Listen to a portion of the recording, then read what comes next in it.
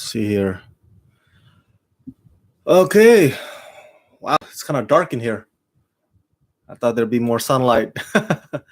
How's it going, everybody?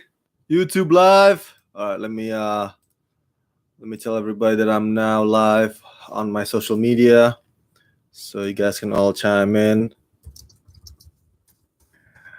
YouTube.com/Rama Screen One. All right, so it has been before we get to the topics, it has been a very busy morning.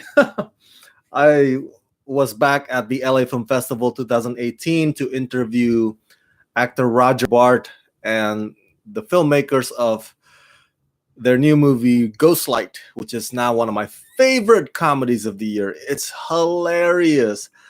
I don't know if it's gonna get picked up for distribution. I hope some distributor out there would find the movie and would release it to general public, because I kid you not, you will crack up too. Basically it's about these actors, an acting troupe or acting company trying to recreate one of William Shakespeare's classics, Macbeth, but they actors have their own, what do you call, ego, if you will. So you see them kind of clashing. It's like, no, I need to get the spotlight. No, I'm more talented than you. You're less talented than me. And there's a couple of actors or maybe backstage crews that were kind of busy making out throughout the entire film. They were just like macking it. It's hilarious. And Carrie Elwes, the guy from Princess Bride, Wes, As You Wish. He's in this film and he plays a douchebag, and he was so good as a douchebag.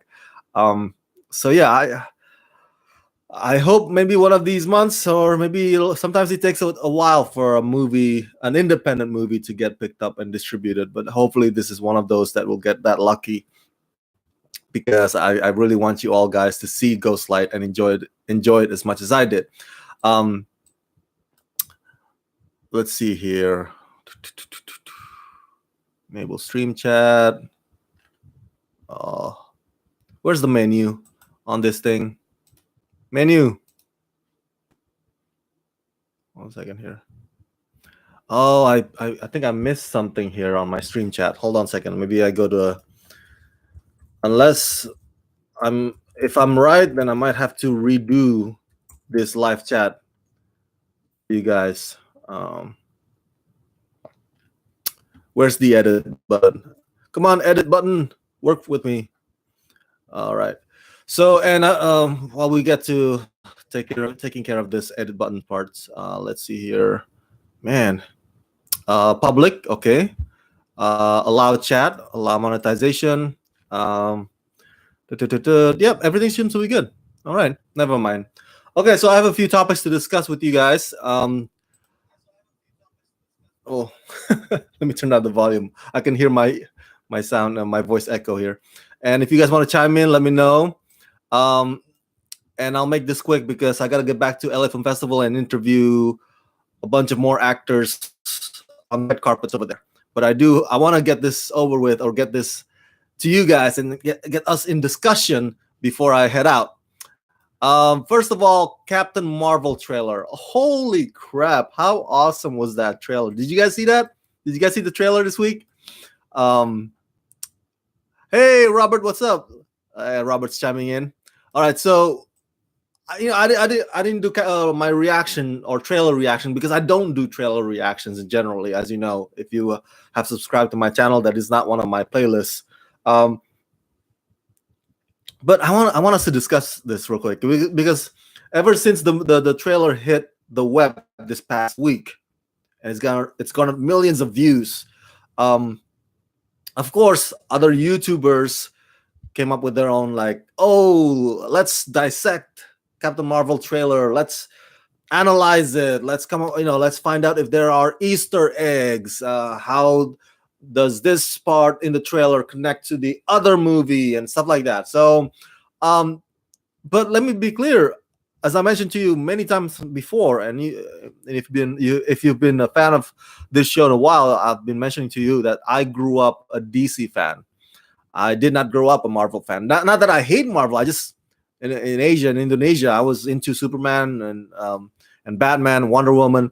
Not so when it comes to Marvel, I am a bit of a late bloomer. So got to be honest with you, right? You gotta get a straight up version of me here that I don't know much about Captain Marvel. To tell you the truth, um, I didn't read I didn't read the comic books about her. Only know bits and pieces about her origin.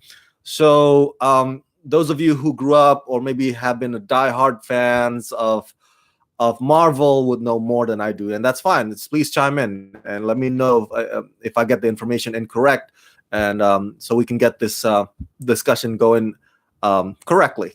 Um, the trailer looks fantastic. All right, if you want me to give you an adjective to describe how I feel about the trailer, but that's how I feel about most Marvel trailers. So it's not really like it's not like an anomaly, you know. It's like, oh my goodness, this is better than the or Ant-Man and the Wasp trailer, or or Avengers Infinity War trailer. This is the best trailer. No, it's like it's good, it's fantastic, but the other Marvel trailers are fantastic too. Um, Whoever they hired to cut these trailers, man, they really know how to get the fans stoked because, um, well, basing it on this trailer alone, if you see some of the shots or the cuts, you notice that it teases not just like the whole aspect of the fact that Captain Marvel shares some kind of Kree DNA, if you will, and then she has trouble remembering memories from her childhood. So you see flashbacks, and then the trailer parallels those flashback scenes to her now, present day, and some of the shots, like it messes with your equilibrium because it tilts the camera, and then you see a shot of her being in some kind of a operation table, getting her memory erased, and that camera also tilts. So I like it. I like how they cut the trailer. It's really intriguing. It really makes you wanna know more about Captain Marvel. Now, again, I didn't grow up much knowing much about her, so I had to, prior to the film, and throughout the whole news about, oh yeah, the film is shooting right now in Fresno and all these locations, I had to look up some stuff. I had to Google, like, okay, why did they film there?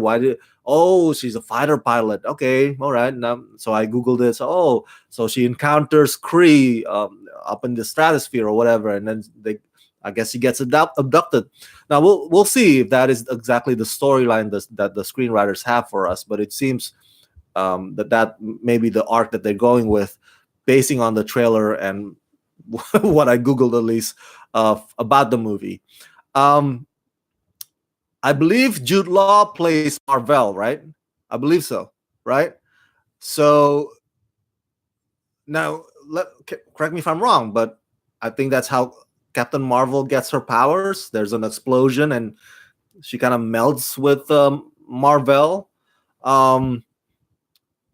The trailer doesn't show it, obviously, but the trailer does show Captain Marvel punching a grandma in the face on a moving bus. I thought that was hilarious. Now we all know it's gonna be the shape-shifting scroll that plays the grandma. So, but the idea of a grandma getting punched in the face is just hilarious. I mean, it's bad enough that a grandma got run over by a reindeer every Christmas. Now she even gets punched in the face by Captain Marvel. Poor grandma. She can't catch a break. So for those of you who may not know much about Captain Marvel, like I don't know much either. I'm still learning, so we're learning as I go. But as I said earlier, she joins Kree, and she melts with joins with Marvel, and then there's this the team that she joins. Space Force, Star Force. No, Space Force is Trump's stupid idea. So the bad guys are the Skrulls. the trailer doesn't show exactly, at least to my recollection, um, other than the grandma, how the scrolls are gonna be really wreaking havoc on Earth. But it does show um, Nick Fury and Agent Coulson when they were younger, and it's fantastic. All right, the whole de aging technology thing that they have, because Marvel did it for Robert Downey Jr., right, for Captain America: Civil War, and then they did the same technology on Michael Douglas and Michelle Pfeiffer in the recent Ant-Man and the Wasp. Um, what else? What else? Remind me, guys. Where else have they done it? So it's getting better and better each time. Because the Robert Downey Jr. that they did, when I saw that the first time on the big screen, I was like, that's interesting, but you could still kind of see it looks animation, like it looks cartoony a little bit. Um, but as they do it more often with every movie, it gets better and better. The technology with time, and now it looks like freaking Samuel L. Jackson from Pulp Fiction that we see in this trailer.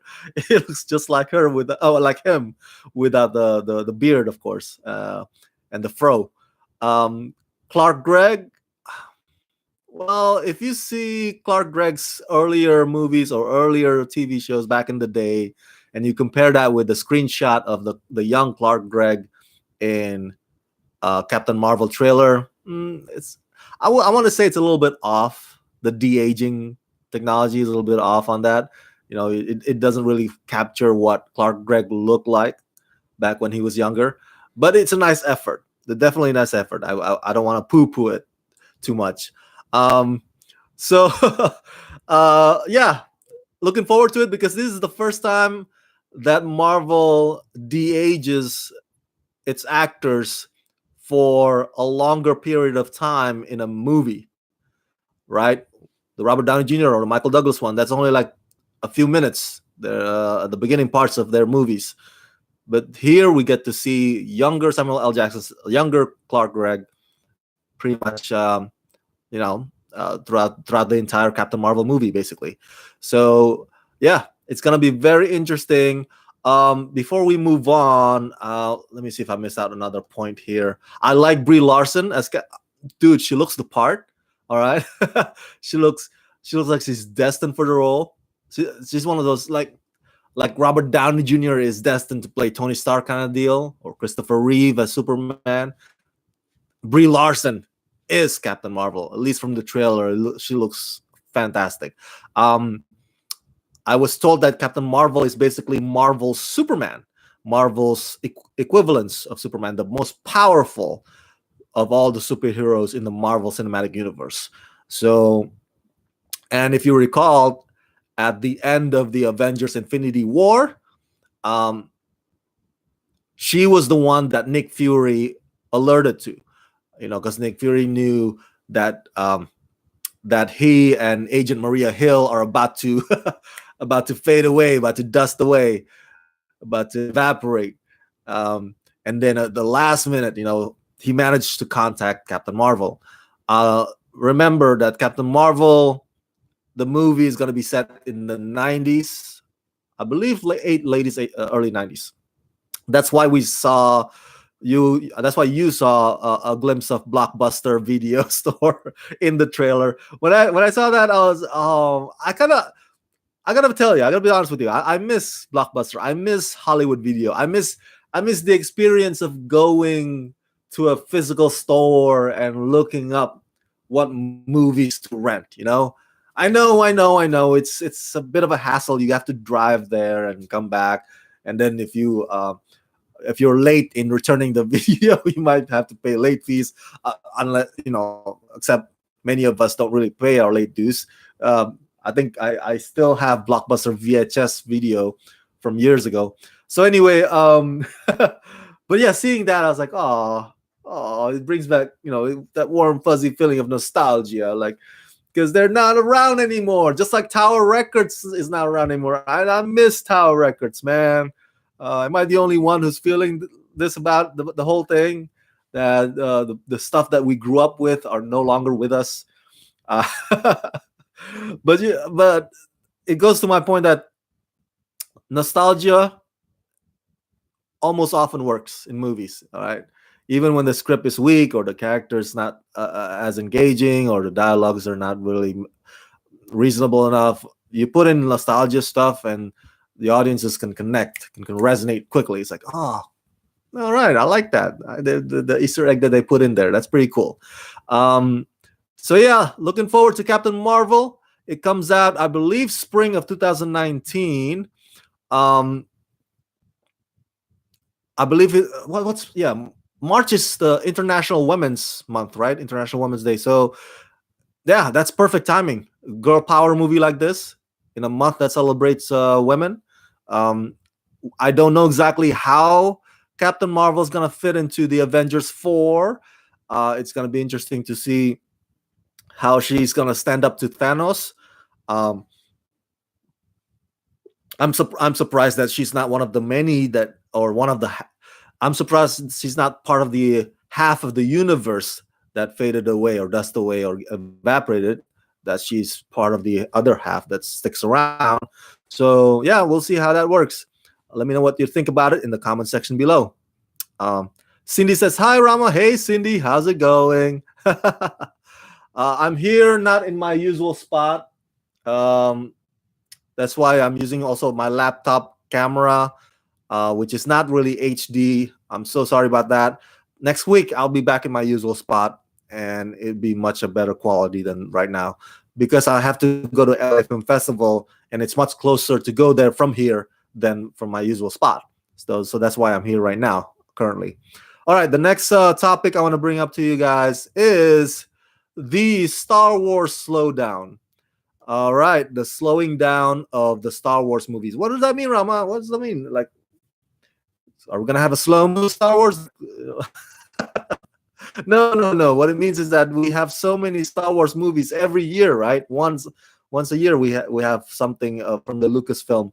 Um, well, the Hollywood Reporter this past week interviewed Disney's head honcho Bob Iger, and as you know, Disney owns Lucasfilm, and even Bob Iger admits to the fact that yeah, uh, it's happening way too often now. We need to hit the bricks. So here's his quote. "I made the timing decision and I looked back. I think the mistake I made, I take the blame, was a little too much too fast. You can expect some slowdown, but that doesn't mean we're not gonna make films.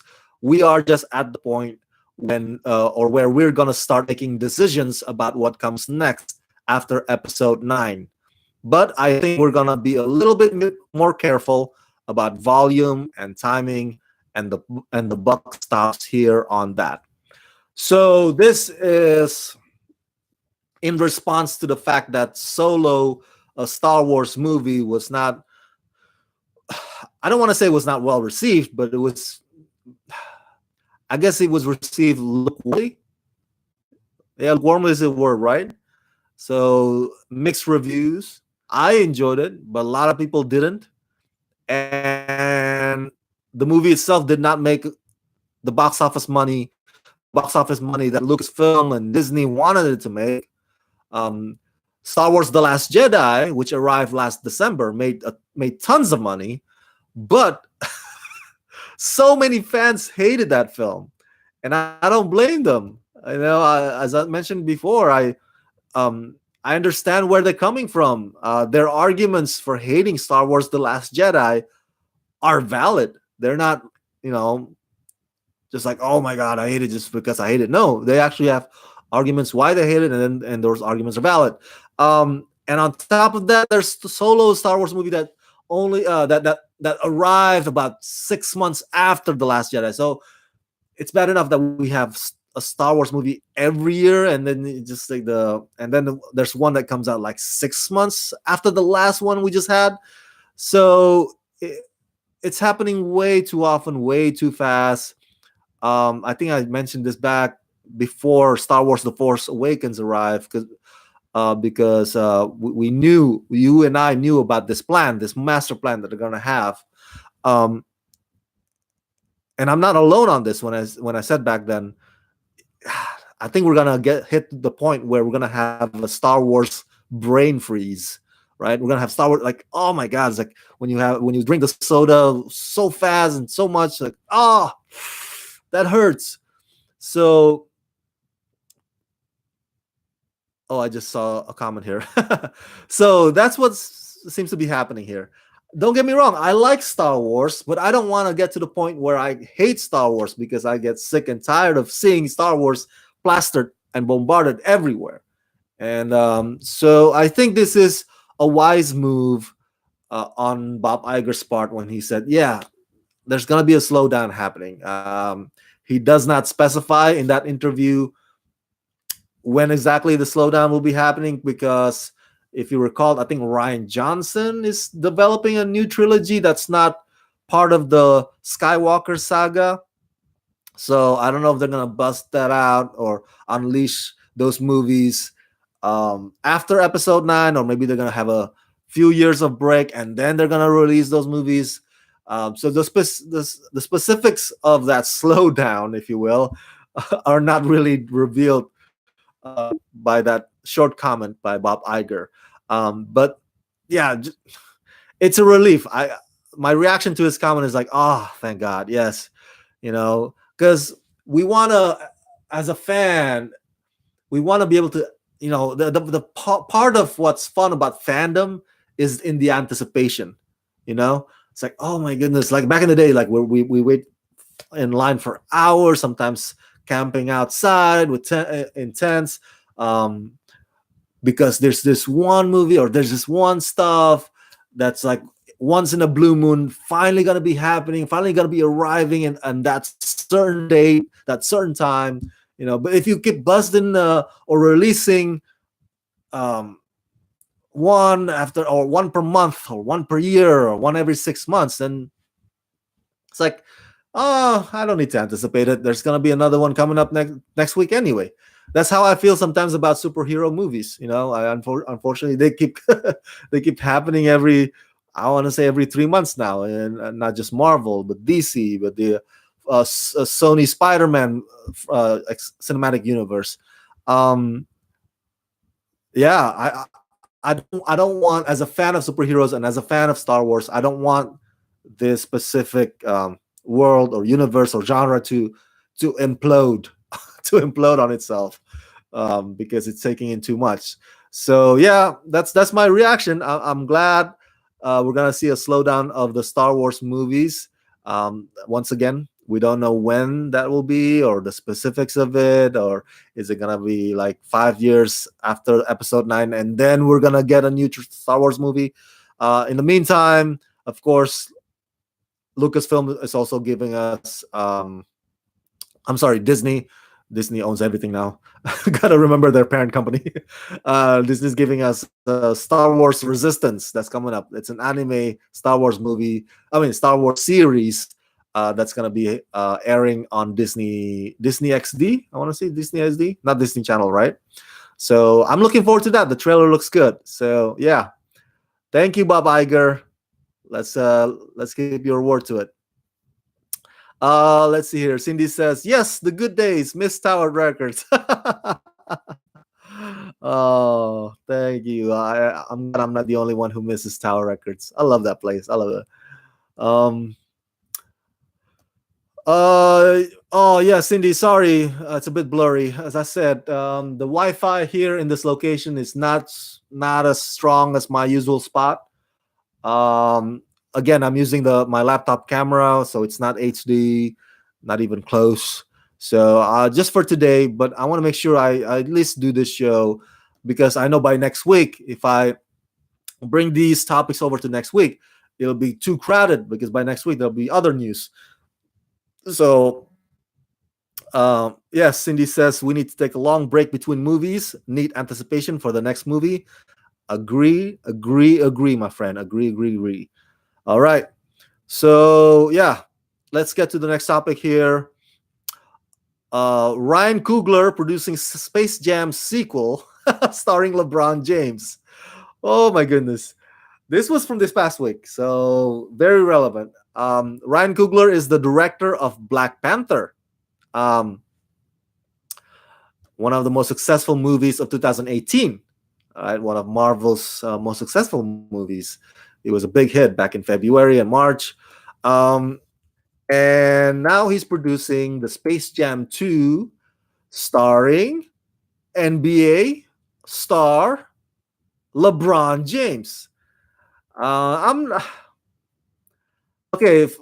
From a fan of basketball standpoint, I want to say that I'm not too crazy about LeBron James, but I do agree with LeBron James politically.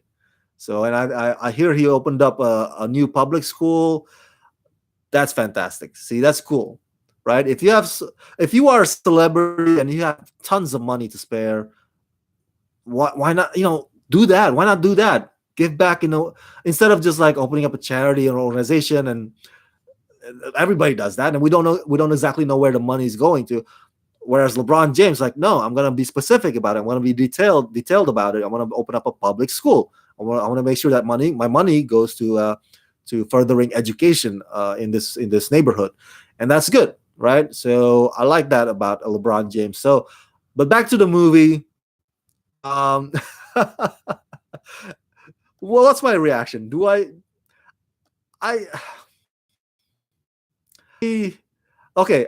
Did I like the first Space Jam movie in the 90s with Michael Jordan and the Looney Tunes character? I was a kid back then. So when you're a kid, you are easily amused, easily entertained.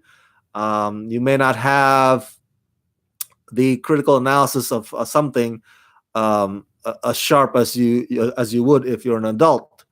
So when was the last time I watched Space Jam? Last time, not because I watched it when I was a kid, obviously when it came out. I want to say the last time I watched it before I came to America. Um, so I remember it was just it being okay. I got to see it again, whether or not that entertainment still holds up. We'll see. Do I want a sequel? Here's the thing. Number one, Michael Jordan is the what you call GOAT, right? Michael Jordan is to basketball what Muhammad Ali is to boxing, what the Beatles is to pop rock music. So from that standpoint, I was like, oh, LeBron, you're cool and all, but you'll never gonna be able to measure up to these are big shoes to fill. Number two, Looney Tunes characters. Gotta be honest with you, man. Their days are far gone. All right, I grew up liking Looney Tunes. Don't get me wrong. My favorite one is Roadrunner. uh, of course, the Bugs Bunny and Daffy Duck and all the guys also are hilarious. But the problem is, I don't know if they have an audience today. They had an audience back then, but because we went through so many years of them not being around, we're used to their absence, and now we have younger generation that never know any of the Looney Tunes characters. So because of that, I don't know if Space Jam 2 will sell. Space Jam, that was at the height of Looney Tunes popularity, at the height of Michael Jordan's popularity when he was in his prime. And you mash those two together, and you add Bill Murray. Everybody loves Bill Murray. I think if you have Space Jam 2, it'll be 2 decades too late, in my opinion, especially with regards to the Looney Tunes characters. Dude, I was at the Magic Mountain the other day. It was deserted. All the Looney Tunes characters, posters, images, and nobody really want to take pictures with any of them. I hate to say this, man. I don't want to be a party pooper and a hater, but unless they should have done this. They should have, because do you remember there were some Looney Tunes shorts that were playing in front of WB movies? WB animated movies, WB family movies. That was like a few years ago. They should have kept consistent with that. All right, they should have kept consistent with that. Having just like Pixar with their short movies in front of their big feature length movies, they should have kept. But then it was just like a one-off thing, and it was gone. And now, if you ask your little niece or your little cousin, like, "Hey, do you know Looney Tunes? Do you know Bugs Bunny?" They won't have a clue. So unless Space Jam 2 will introduce us to new Looney Tunes characters, not the old ones. Maybe they're gonna try to sell the movie on that, and maybe sell the merchandise on that. We'll see if that works. But right now, I want to say my enthusiasm and my what's the word I'm looking for here? My faith in Space Jam 2 is like, if it's gonna work or not. It's slim to none right now. It's slim to none. No offense to LeBron James. I'm sure his fans, will see whatever he does, um, and follow him through whatever movie. But remember, not all basketball stars starring in movies always work out well. Do you remember Shaquille O'Neal? Shaquille O'Neal had some movies, man, and they were bad. Okay. Now, to be fair though, LeBron James had a co-starring supporting role in Amy Schumer's comedy Trainwreck. Do you remember that one? And I gotta admit, he was pretty funny in that. He was pretty funny. He plays, I think he plays himself. Yeah, right. And Bill Hader plays um, LeBron's kind of sports psychiatry or some sort. But they're also pals outside of the office. So that movie shows that LeBron James may have some chops when it comes to acting and comedic timing. Um, I want to say I was more entertained by his performance than I did Michael Jordan in Space Jam. But yeah, but we'll see. Uh, but right now, to emphasize the Looney Tunes thing, I don't know what the solution for it. If they're gonna just like, boom, here you go, guys, Space Jam 2, without having any build up, or without having any any effort to reorientation, to re to reintroduce, to make the audience familiarize themselves again with Looney Tunes character. Without that, I don't know if it's gonna I don't know if it's gonna pay off. Definitely, that's my honest opinion. Um, all right, so let's get to the next topic at hand here. We're making good time. I think my interview at the LA Film Festival is not for another hour, so we're good. Um, I want to make sure that we before this is my second to last topic, and usually when we do this show every week, um, I want to make sure that the topics that we discuss are entertainment, right? Are movies, TV, pop culture stuff. But as you know, I don't shy away from controversies.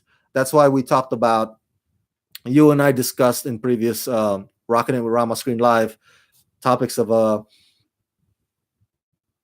Louis C.K., Kevin Spacey, and last week we talked about the sex offender that acted alongside Olivia Munn in The Predator. So this is what happened this past week. This is the heavy topic of the day, and I'm sure you those of you who are in tune with the news, the entertainment news, probably already heard about this as well. That Bryan Singer, the director of those X-Men movies, and the same guy who got fired from Bohemian Rhapsody for not showing up to work, he's back. Holy crap! Why? Why is Bryan Singer back? Well, the Hollywood Reporter said that he is now in talks to direct Millennium's new Red Sonja movie. Now, Red Sonja, I believe it was Bridget Nielsen, right? Bridget Nielsen, yeah, I think she played Red Sonja in the Conan the Barbarian spin-off movie back in the 80s. So I'm giving you a little bit of context here before we get to the meaty part at hand. over the years, there have been efforts, attempts, if you will, to resurrect, to reboot Red Sonja. The last time was with Rose McGowan. Rose McGowan, the same Rose McGowan that's part of the activists in the Me Too movement now. Um, she wanted to make Red Sonja movie with director Robert Rodriguez. This was years ago, but it never happened. It never came to fruition. It didn't take off. So now this is the latest attempt. And let me read to you from the Hollywood Reporter here. The X-Men Apocalypse director, who has battled PR lawsuits and continued scrutiny in the post-Me Too era, none of which seems to have stuck, would take the reins on a big screen adaptation of the 1970s sword and sorcery Conan the Barbarian comic book spin-off, Red Sonja. Ashley Miller, who wrote X-Men First Class, which Singer produced, is writing the screenplay. Millennium is financing and producing the new version of Red Sonja and is hoping to start a franchise and capture the audience that turned out for Warner Brothers' Wonder Woman. Millennium's Avi Lerner and Joe Gada are producing, alongside Sinaloos, Mark Canton, and Courtney Solomon. All right. Um, so they're hoping that the crowds that give Wonder Woman um, or make Wonder Woman a box office success, that those same crowds will also come to this girl power movie. Hey, come on, guys! You want girl power movie, right? Here you go, Red Sonja. Come on, huh? You like this one, right? Huh? You like Wonder Woman? You can like this one too, right? Um, so here's the thing with Bryan Singer. If you're not familiar, he's one of the. You got to give credit where credit's due. He's a talented storyteller. He's a talented filmmaker. I am a big fan of many of his movies. Valkyrie, of course, The Usual Suspects. Hello, one of the best movies of all time. And he gave us Superman Returns, which, as I mentioned in previous videos, even though it's an uneventful Superman movie, it has its good points, including Brandon Routh, who I think is a decent Superman. Bryan Singer also gave us those X-Men movies, the X-Men, the Last Stand, X-Men Apocalypse, X2. Sorry, the Last Stand, that was not him, right? That was Brett Ratner. My bad, I got it all mixed up there. But Brett Ratner is also another troubled one. You know how it is. So Bryan Singer, over the years, had been accused and even sued for allegations of sexual assault of a minor. There were several, not just one person. There were several accusers, and these cases, to my recollection, you can correct me if I'm wrong, but most of them were dismissed. I think some of them were dismissed at the accuser's request. So they were never really, like, Bryan Singer was never really ultimately convicted of any of them, but still, these several lawsuits that happened, and of course rumors about it. Word got out around town of his sex parties. I don't know exactly the details. That he would bring in young folks to these sex parties. But that has been like the word, like the murmur around in Tinseltown. That's like people are like, oh, Bryan Singer, yeah, it's, he's one of those. He's one of those. He's like, so now with the Me Too era that outs people like Louis C.K., Kevin Spacey, Brett Ratner, Harvey Weinstein. Everybody's like, oh my goodness, when is Bryan Singer's turn? When is he gonna get outed? So obviously we're not there yet. Last year, the scandal around him was the fact that he I don't know why, man. He never, well, he said his reason why, but basically he was absent throughout many of the production days of the movie that he was supposed to direct, and that was Bohemian Rhapsody. And that's not like an independent movie. This is like a big studio. Bryan Singer is a big studio director, and this is 20th Century Fox. He's dealt with 20th Century Fox many times with the X-Men movies, because that's 20th Century Fox's Marvel property. And then there were rumors about him clashing with the star Rami Malek. Rami Malek plays Freddie Mercury. There's creative differences between them. So the combination of him not showing up to work and clashing with Rami, 20th Century Fox decided to replace him. Even when the movie is almost done, with another director. I believe his name is Dexter Fletcher, who directed the Eddie the Eagle. So there's that drama, right? There's that drums. Um, when that drama happened, Bryan Singer was trending on Twitter. Hashtag Bryan Singer. And everybody thought, I kid you not, if you look up the many of the tweets on Twitter, everybody thought, oh my God, this is it. Finally, he's trending because, I don't know, Ronan Farrow may have written an expose about him. But no, he was trending because he got fired from Bohemian Rhapsody. So I guess what I'm trying to say is that it's another instance, another happening where all the accusations on Stinger or against Singer against him, none of them seem to stick. I'm not saying they're not true. I'm just saying that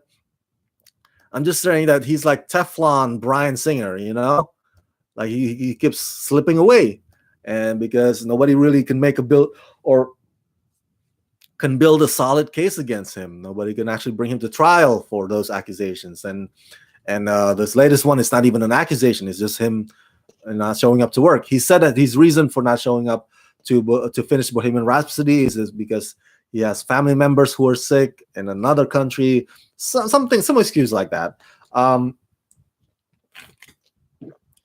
So let's wrap this up. When it comes to this, why do I bring this topic? Is because, look, far be it from me to be a moral police, but if I were Bryan Singer's reps, right, representatives, if I were his publicist, if I were his agent, well, actually he got dropped by his agency, I believe, WME. So if I were his attorney, I would say, hey, Bryan, lay low. Why don't you just lay low for a while? Stay out of the limelight.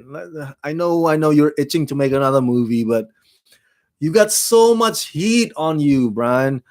Come on, don't. Why you gotta come back like Louis C.K. came back and just pisses everybody off again? Because that's what happened this past week when news hit the web that Bryan Singer was gonna direct Red Sonja. Guess what? He was trending again on Twitter, and I want to say about maybe 20% of the tweets were about the news of Red Sonja, and the rest were just about everybody from blue checkmark guys to the non-blue checkmark guys asking like, why did he come? Why is that douchebag coming back? Why? How the nerve on that guy? That tweet one after the next. It's like, oh, can't believe he has the nerve to come back after all these allegations. Like, why can't he just go away? So I mentioned this to you before that, Kevin Spacey, as bad of a person he may be, he's doing it right. He's staying out of the limelight. He's laying low. He's not talking to anybody. He's not making a memoir or a tell-all book or an interview to the New York Magazine, whatever. He's just gone. He's just like, I'm out. I'm gonna enjoy the money that I've accumulated over the years from my A-list acting career. I'm gonna enjoy it. I'm retired. Maybe he retires. I don't know, who knows? But he's out. See,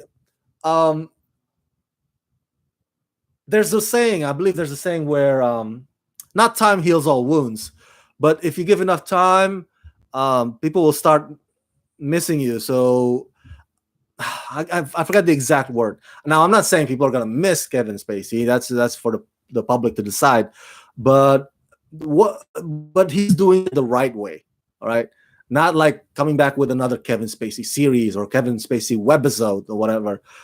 Just be gone. Just let you have too much heat on you, you're gonna be viewed or perceived negatively, and especially your project is gonna be perceived. And nobody's gonna be able to give it a time of day. All right, people are gonna try to boycott it. Maybe, who knows?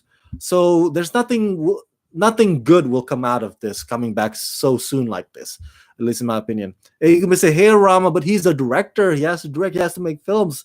That's in his blood. He what is he to do then?" I agree with you. Yeah, but he, if I were his reps again, that's what I would advise to him. Because making or being on the news like this after being fired from Bohemian Rhapsody, after all these lawsuits, um, it doesn't look good. It's not going to help you or your new movie, Red Sonja. And here's the thing: before I go to the final topic, let me read to you this excerpt from the Hollywood Reporter. And it says here, sources say that Millennium is the company that's financing and producing Red Sonja movie, the new Red Sonja. Sources say Millennium will pay Bryan Singer top dollar for the assignment. It doesn't say if it's six figures. I don't know. It doesn't say the exact number. Top dollar, which is seen as a step forward. As a step toward rehabilitating the director's image. He was fired by Fox after repeatedly not showing up for work on the set of Bohemian Rhapsody, after work-related offenses. And in December, Singer was sued by Cesar Sanchez Guzman, who accused Singer of raping him when he was a 17-year-old boy in 2003. It wasn't the first time that Singer had faced such an accusation. Millennium is willing. It says here. I'm not joking. It says here, Millennium is willing to take a chance on Bryan Singer, given that, quote, none of the allegations seem to have merit. So Millennium's basically saying, hey, we're gonna back Bryan Singer. We're gonna help him out because all these allegations, all these accusations, as I said earlier, they were either dismissed by the accusers or were never really proven or were never really brought to trial. He was never convicted. So Millennium's taking a stand saying, hey, none of the allegations seem to have merit. So we're going to support Bryan Singer. We're going to have him come back. We're going to help rehabilitate and fix his director's image. Well, here's the thing, though. How do you know, Millennium? How do you know? Like, just because he never went to trial, he never got convicted, we don't know exactly the details of why those cases were dismissed. Maybe it was I don't know. I don't want to make speculations here, but for them to confidently say, hey, none of the allegations have merit. Therefore, we're gonna help director Bryan Singer make his comeback. Too certain for me. And I mentioned this to some guy also that we talked about this topic the other day. How some accusers would accuse a talent like Bryan Singer of these horrendous acts, and then there'll be other people who have worked with Bryan, either cast, crew members, what have you, over the years, and they would come forward and say, hey, I've worked with Bryan or Kevin or Harvey, whatever. All right, I'm throwing in a scenario here, and they're like, well, I never see them molest, or I never witnessed them act this way, or they never did anything like that to me, and I was young and I worked on the set. So that's how this Millennium statement sounds to me. It's like, hey, that doesn't seem to really happen. I mean, So just because you think it didn't happen, all right, or just because it didn't happen to you, doesn't mean it didn't happen to that person. Doesn't mean that he didn't do it.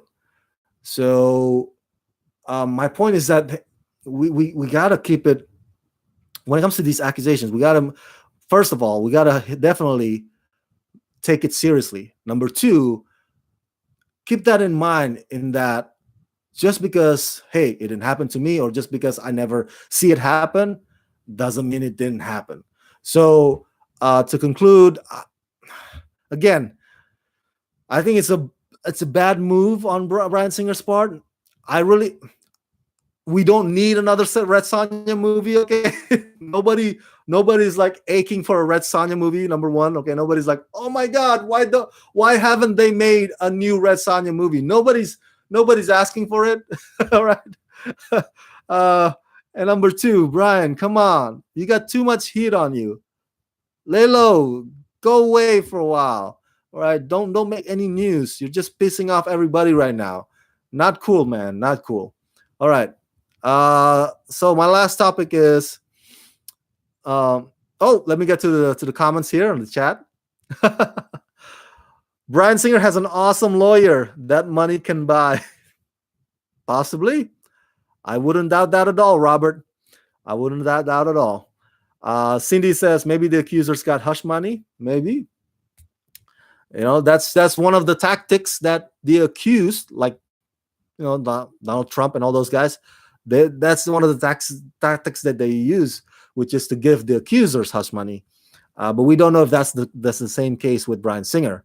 But that is one of the methods to get people to be silent about your past sins. So yeah, that could be a possibility. Definitely, I wouldn't rule that out. So, okay, the final topic before I head out back to LA Film Festival to interview some more people on the carpet. Thank you so much, you guys, for tuning in. All right, I'll make this quick. Loki and Scarlet Witch, the series. Did you hear about this? Did you guys hear about this? Holy crap! This was from this past week. Yeah, let me bring it up on my screen here. So I don't know if you know this. I'm sure you do. If you're fans of entertainment news, that Disney is developing. Excuse me. Disney's gonna launch its own streaming service. All right, just like Netflix, Amazon, Hulu. What other streaming services out there? CBS All Access, and the recent one, DC Universe. DC, everybody's got streaming service right now, right? Everybody's got it. Like, oh, it's the trending now. It's everybody's doing it. So, I don't know exactly the details as to how much the subscription will be per month for this Disney digital streaming service. I believe it's going to launch. Let me read this. 2019. So it's going to launch next year. So no exact date no exact date yet, but they're developing it. They're developing it. You're going to have a lot of shows there on Disney streaming services, including a brand new High School Musical.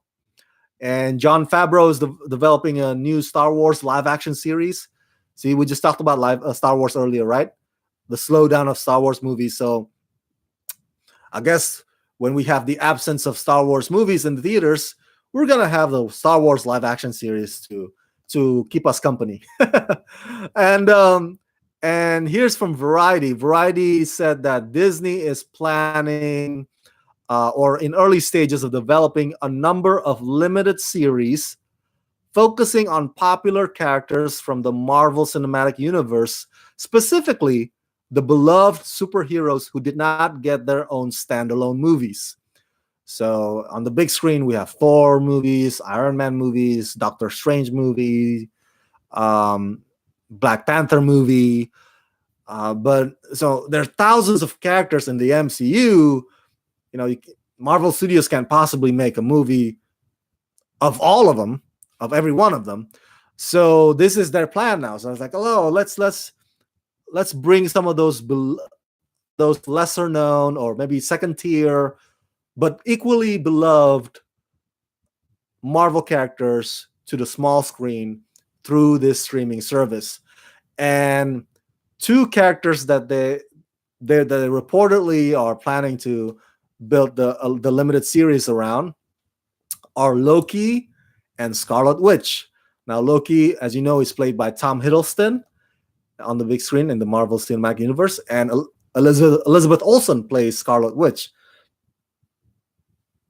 Now, seeing that Marvel is a big, shared, connected universe, it's safe to assume that if this project goes forward, and I'm sure it will, that Tom and Elizabeth are expected to reprise their respective iconic roles for this small screen version of Loki and Scarlet Witch. Loki limited series and Scarlet Witch limited series. It says here that Kevin Feige, Marvel's head honcho, will be actively involved with the development process. And see, Disney really, really wants to get this ball going. As you know, Disney. Oh, sorry, that's my clock in the wall making a noise. It's 1 o'clock, so it's like reminding me, Rama, you got to get going. The traffic's gonna be heavy going to LA. But then again, it's Sunday, so there's not much traffic here. So Disney really wanted this to work. As you know, Disney started detaching themselves from their licensing deals with Netflix and other platforms so that they could bring their properties and collectively and bring them together onto this premium content platform that they're going to launch next year, this new streaming service. So what are my reactions? What are my thoughts? Before I go, I want to say, spoiler alert, Loki died in Avengers Infinity War. So a Loki series, how would that work? Like, which timeline? Is younger Loki, or are we going to see the prequel prior to him going bad, or are they going to resurrect Loki? Because as you know, nobody really dies in the Marvel Cinematic Universe. They always have to bring them back. Freaking Agent Coulson is back. So I don't know how that will work out. One thing I know is that Tom Hiddleston is awesome in that role. Right? Tom Hiddleston is Loki. I hope he'll never get recast. So if he does come back for the Loki series, I'm sold. I'm gonna watch it just on that alone. But yeah, Scarlet Witch. I love Elizabeth Olsen's take on Scarlet Witch on the big screen. Are they gonna bring back Quicksilver? You know, Aaron Taylor Johnson played the sibling Quicksilver in Avengers: Age of Ultron, but as you know, Quicksilver got killed in that movie, got killed off. Are they gonna bring him back to make tandem with like a pairing with Scarlet Witch, or is it gonna be Scarlet Witch solo and that's it? I mean, is the story gonna pick up after Infinity War or Avengers 4 maybe? Because you know, at the end of the Infinity War, I believe Scarlet Witch was still around, right? If I'm not mistaken, but the Vision was the one that faded away or dust away or evaporated. So we'll see. We'll see. Right now, it says here on at Variety that it's everything, all these limited series that they're planning about Marvel characters, they are in early stages of development, early stages. So we don't know exactly. I'm sure there'll be more news to come that hit the web. A lot of fans' theories, speculations, or maybe Joe Blow or the other Collider or bigger outlet would have the scoops on that, or Just Jared. So whenever that happens, I'll definitely keep you guys posted. But yeah, this is exciting. I'm not against this at all. I think I'm not against this at all. I think, though, of all the lesser known Marvel characters out there, I know it's cool that they're bringing back Loki and Scarlet Witch for this one, or they're planning to. But let's cover other grounds too. Like, for example, She-Hulk. All right, why can't She-Hulk have her own show? If she can't have her own movie, let's give her this. You know, I hope maybe this limited series will also include Moon Knight. Moon Knight is kind of like Marvel's Batman, at least to my understanding. I'm a big fan of Marvel series on Netflix. The Defenders, Daredevil, Jessica Jones, Luke Cage, Iron Fist. They have worked well so far, at least in my opinion. plus the Punisher. So I'm not a big fan of Marvel series on ABC. I don't love Agents of Shield that much, and Inhumans is crap. I do love Marvel series with Hulu. Runaways is fantastic, and the Marvel's Cloak and Dagger series on Freeform. So it's a hit and miss when it comes to Marvel television. So we'll see how this works out with the Disney streaming service. And yeah, can't wait to see the details of that. All right, share your thoughts about it in the comment section below. Thank you so much for tuning in. Let's see. Let's get to the comment here real quick before I head out. Robert says, "Keep your hands to yourself, Brian. Stay away from the preschools, elementary schools, and high schools." Robert says, "I also seen White Boy Rick. The movie kind of lost its focus towards the end of the movie. Matthew McConaughey performance highlights this movie. I agree. It's a performance-driven film, definitely powerfully performed. I liked it very much. But good. Thank you for sharing your thoughts about that, Robert." Robert says, "Maybe Loki did not die in Infinity War." Oh, no, nobody dies as long as you remember them. It can't rain all the time. So that all of that is possible. Anything is possible in the Marvel Cinematic Universe. They can bring back anybody. So yeah, I'm open to the idea of Loki and Scarlet Witch series on the new Disney digital streaming service. I'll keep you posted on the details on those things. All right, you guys, thank you so much for tuning in. Sorry, I gotta scram now. Back to LA. As always, if you can support Rama Screen channel, please do so. $2 or $3 per month can go a long way. Give lots of rewards there. It's on patreon.com/ramascreen. That patreon.com/ramascreen.